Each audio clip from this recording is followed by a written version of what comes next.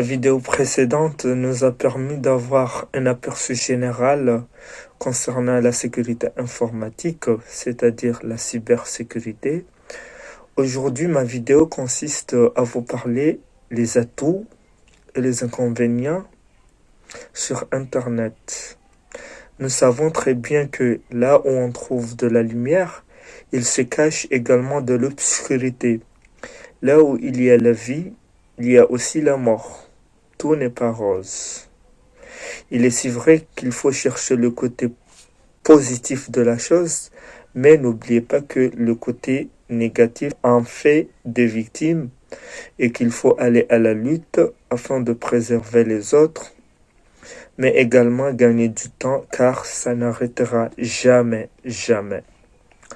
La question n'est pas de vous citer la définition de l'Internet, car nous savons très bien que par la majorité des gens connaissent déjà, mais nous allons définir quand même du point de vue technique.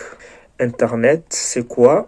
Internet, c'est un réseau informatique mondial accessible au public qui permet à des applications comme Facebook, Twitter, WhatsApp, YouTube, TikTok, Instagram, Snapchat, mais également des courriers électroniques, messagerie instantanée, de partager et communiquer ensemble. Mais avant de vous citer les avantages et inconvénients sur Internet, permettez-moi de vous parler de choses qui permettent de faciliter la communication aujourd'hui. Il s'agit des ordinateurs et les smartphones par conviction personnelle. Ils sont les pièces maîtresses de la communication et le partage actuellement. On trouve également sur le marché les tablettes, les montres connectées et autres. Sur le marché dominant, on trouve les PC. Il existe plusieurs marques, par exemple HP, Lenovo, Dell, etc. Et les Macs de Apple.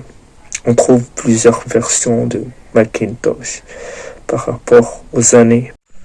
Au niveau des systèmes d'exploitation, on trouve Windows qui domine le marché et utilisé par le grand public. On trouve également Linux, utilisé souvent par les professionnels informatiques et autres. Au niveau du Mac, on trouve macOS. Et concernant les smartphones, on trouve les Android, par exemple, car il existe plusieurs marques. Samsung, Xiaomi, Huawei, Oppo, etc. Et iOS de Apple, iPhone. Ils sont aujourd'hui de formidables machines à communiquer et en est le point culminant pour surfer sur Internet et communiquer avec le reste du monde. Nous n'allons pas aussi oublier les câblages, les routeurs, les switches et les satellites et les serveurs qui facilitent aux ordinateurs et smartphones de communiquer facilement à travers le monde. Leur utilité est indispensable dans notre vie car ils jouent le rôle d'interface homme-machine afin de faciliter la communication et le partage sur la toile. Sache que le langage humain ne permet pas de communiquer avec les machines, mais nous pouvons les fournir les informations dont on a besoin et tout est rejoué. Si j'ai bien compris, ces machines-là, on pourrait les comparer à une ville comme Paris, reliée au monde extérieur avec les autres pays de l'Europe, les USA, la Chine, les Comores aussi, via des milliers de routes, c'est-à-dire les liaisons. Les liaisons peuvent être terrestres, maritimes ou par satellite, partant dans toutes les directions. Chaque route quitte la ville par une porte.